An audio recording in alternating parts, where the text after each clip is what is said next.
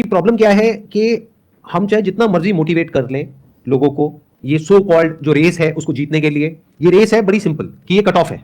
तुम यहां पर आ गए तो तुम सक्सेस हो, नहीं आए तुम सक्सेसफुल नहीं हो। घर वाले, रिश्तेदार इसी तरीके से देखते हैं उस इंसान को।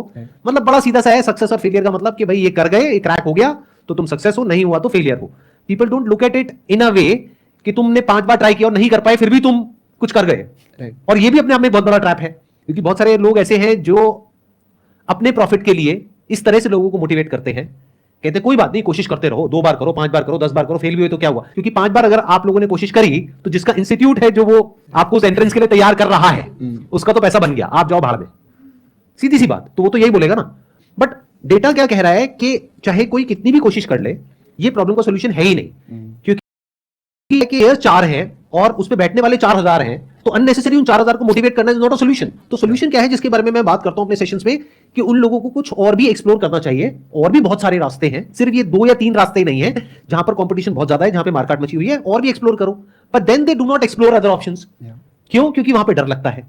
तो वहां पर एक चीज हमको रोक रही है, which is again primitive, link to the limbic system, that is fear. क्योंकि वहां पे अपने बेस पे कुछ करना पड़ेगा और घर वाले भी सपोर्ट नहीं करेंगे। मैं ठीक कह रहा हूं ना? प्रॉब्लम सब लोग रिलेट कर पा रहे हैं इस प्रॉब्लम से? उस रेस में भागना इज नॉट अ सोल्यूशन, क्योंकि अगर 4 बार इन्होंने ट्राई किया उसके बाद भी अगर नहीं हुआ तो ना ये यहां के रहे ना वहां के रहे। जो प्राइम एज है वो भी निकल गई, मोटिवेशन भी बिल्कुल खत्म हो गया लाइफ में। कहने के लिए इनको एक एक्सपीरियंस हुआ है, बट वो एक्सपीरियंस की एक्चुअल में कोई वैल्यू नहीं है। अगर कहीं जॉब करने के लिए जाते हैं तो जाकर के बोलेंगे मैंने इस एंट्रेंस की तैयारी करी 4 साल तक, तो उसके बेस पे इनको कोई नौकरी नहीं मिलने वाली। नौकरी उसको मिलती है जिसका क्रैक हो जाता है और जो उसको कंप्लीट कर लेता है, बाकियों को नहीं मिलती है। That is a fact. तो अब इन लोगों को कैसे मोटिवेट किया जाए?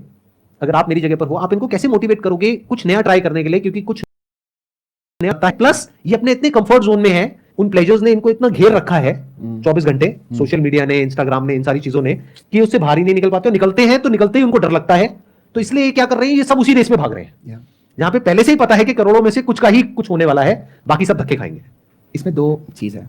एक है हम लोग सबके साथ क्यों दौड़ते हैं, क्योंकि एक सेफ्टी इन हर्ड वाला फीलिंग है कि सब लोग जो कर रहे हैं अगर मैं भी करूं तो एक फीलिंग आती है कि चलो एटलीस्ट मैं गलत तो नहीं कर रहा हूं कुछ। इसमें थोड़ा करेज लगेगा कुछ अलग करने के लिए, और वो करेज सबके लाइफ में आती है अलग अलग टाइम में, because they will find something that is worth it to go away from the crowd. अगर वर्थ इट तुमको नहीं लगा तो you will not take that risk, क्योंकि there is safety in numbers. बाकी सब लोग जो कर रहे हैं अगर वैसे ही करो तो I will not be spotted, I will not be picked on. जैसे फॉरेस्ट में या जंगल में जीब्रास डू दिस।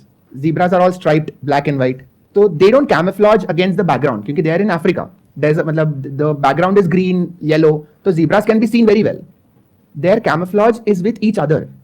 तो अगर टाइगर्स आए या लायंस आए जीब्रा को खाने के लिए, तो एक zebra will mix with the others, so the Hunter will get confused कि किसके पीछे जाना है, सब एक जैसे दिख रहे हैं। Humans also do this sometimes, कि सबके जैसे मैं बिहेव करूं ताकि मुझे कोई पकड़े ना, मैं कोई रिस्क ना लूं। You need to find something worth it enough to step out, और वो आ जाता है। When you see it you will know it. The other thing of what you asked is that हमारा सिस्टम ऐसा अरेंज हुआ है कि all success is outcome based. Outcome हुआ तो सक्सेस हुआ, आउटकम नहीं हुआ तो सक्सेस नहीं हुआ। It is not skill based, और ये बहुत गलत है, क्योंकि आउटकम का वैल्यू विल कीप चेंजिंग। जैसे अगर समझो 40 साल पहले there was somebody who would make typewriters, now that is an outcome. All his family is proud कि देखो लड़का क्या टाइपराइटर बनाता है और कितना कमा रहा है, कितना कमा रहा है। 10 साल में कोई टाइपराइटर यूज नहीं कर रहा है। अगर सिर्फ आउटकम बेस्ड हो तो now he is jobless, now he is a failure, now he is a failure. तो जो सक्सेस था कुछ चेंज नहीं हुआ, सर्कमस्टांसेस चेंज हुए, अभी वो सक्सेस से फेलियर बन गया, उसकी कोई गलती नहीं है। But suppose he is skill based, he knows how to manage mechanicals, he knows how to create things, now he can create a phone, now he can create a laptop. Now जैसे science बढ़ता है he can keep on growing. तो skill based अगर आप focus कर रहे हो, everything changes. You have to think differently, you have to start thinking of तुम्हारा स्किल सेट क्या है। Forget about outcome, forget about the exam, how good are you at learning. Forget about rank, how good are you at taking notes, क्योंकि वो reproducible है। Skills are transferable, outcomes are not. तो skills, आपका skill set लिख दो, like whatever you are good at, if you write down your skills, you have only 2 things to do in life. One is to improve each skill. So if you are good at communication, get better at communication. If you are good at planning, get better at planning. That is one. And you will find some job which requires those skill sets.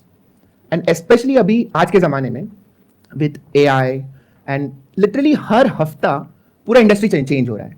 तो आप क्या confidence से एक particular job के पीछे भागोगे जब अगले हफ्ते में वो जॉब निकल जाएगा? It's not going to be useful.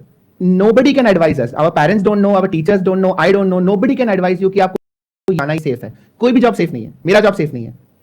So what can you do then? You have to start chasing skills. That is the only way you can sustain. अभी तक ऐसा था, हमारे जो फील्ड्स है सोसाइटी में बहुत क्लियर कट डिफाइंड है.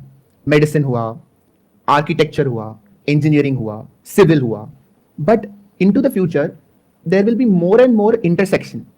एंड जो लोग दो फील्ड में नॉलेज है, they will become very valuable. Right. तो you pick any two things, literally any two things. हम लोग के चाइल्डहुड में ऐसा बताया गया है कि हम लोग को एक जॉब करना है.